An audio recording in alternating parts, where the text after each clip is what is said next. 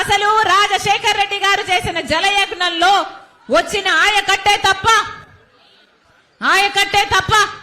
ఒక్క ఎకరానికి కూడా మీరు ఆయకట్టు పెంచగలిగారా అని జగనన్న గారిని సవాలు చేస్తున్నారు ఆంధ్ర రాష్ట్ర ప్రజలు. సమాధానం చెప్పండి. మరి మీరు రాజశేఖర్ రెడ్డి గారి వారసులు ఎలా అవుతారు?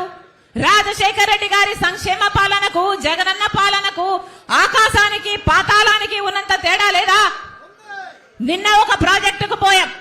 రాజశేఖర్ రెడ్డి గారు 750 కోట్లు పెట్టి ప్రాజెక్టు పూర్తి చేస్తే ఆ ప్రాజెక్టుకు కనీసం మెయింటెనెన్స్ అంటే ఆయిలింగ్, గ్రీసింగ్ ఇలాంటివి కూడా లేక ఆ గేట్లు ఊడిపోయి ఆ నీళ్లలోనే తేలుతున్నాయి.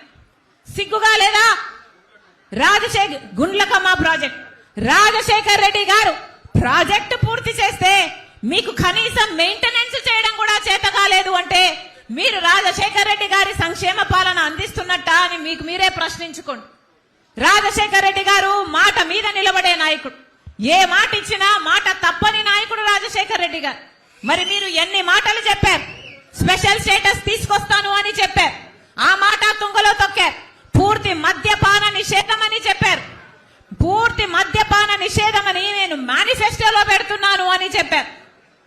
పూర్తి మద్యపాన నిషేధం చేయకపోతే నేను అసలు మీ ముందుకొచ్చి ఓట్లే అడగనన్నాడు జగనన్న గారు. మేనిఫెస్టో అంటే నాకు బైబిల్ లాంటిది, ఖురాన్ లాంటిది, భగవద్గీత లాంటిది అన్న జగనన్న గారు మరి ఇప్పుడు పూర్తి మద్యపాన నిషేధం ఎందుకు చేయలేదు అని ఆంధ్ర రాష్ట్ర ప్రజలకు సమాధానం చెప్పాలి. ఎల్లో వైరస్ మీద కనిపిస్తా ఉన్న కరోనా లాంటి ఆ దుష్ట చతుష్టయం మీద యుద్ధానికి, ఓ మహా సంగ్రామానికి నా కుటుంబ సభ్యులైన నా ప్రతి అక్క, ప్రతి చెల్లెమ్మ, నా ప్రతి సోదరుడు, నా ప్రతి స్నేహితుడు, నా ప్రతి అవ్వ, నా ప్రతి తాత మీరంతా కూడా సిద్ధమేనా?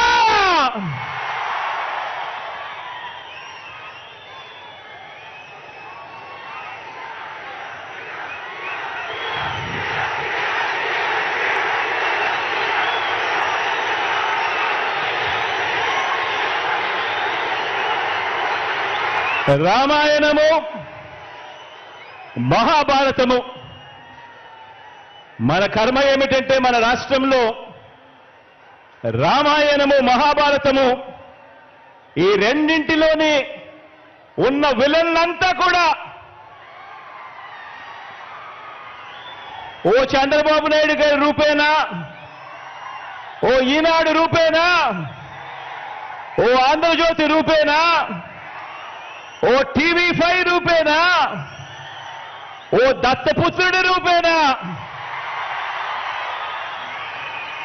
ఇతర పార్టీల్లో ఉన్న చంద్రబాబు నాయుడు గారి కోవొట్టులు, ఇంతమంది తోడేళ్లందరూ కూడా ఏకమై మీ జగన్ చుట్టూ బాణాలు పట్టుకొని రెడీగా ఉన్నారు. ఈరోజు ఆంధ్ర రాష్ట్రంలో చూస్తా ఉన్న పరిస్థితులు గమనిస్తే కానీ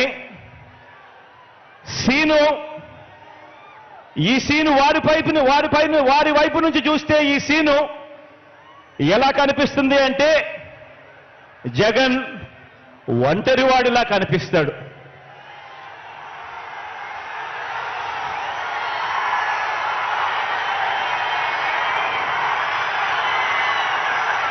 వాళ్ళ వైపు నుంచి చూసినప్పుడు ఇంతమంది తోడేళ్ల మధ్యన జగన్ ఒంటరివాడి మాదిరిగానే కనిపిస్తాడు. కానీ నిజమేమిటి అనంటే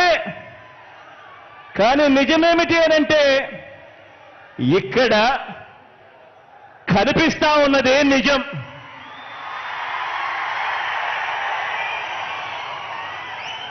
ఇది అసలు సీను. ఇన్ని లక్షల హృదయాలలో, ఇన్ని కోట్ల మంది హృదయాలలో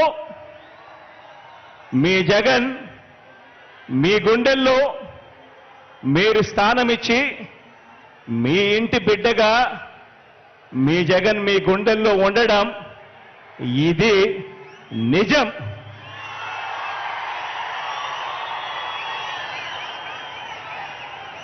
జగన్ ఏనాడు ఒంటరి కాదు. జగన్ ఏనాడు ఒంటరి కాదు.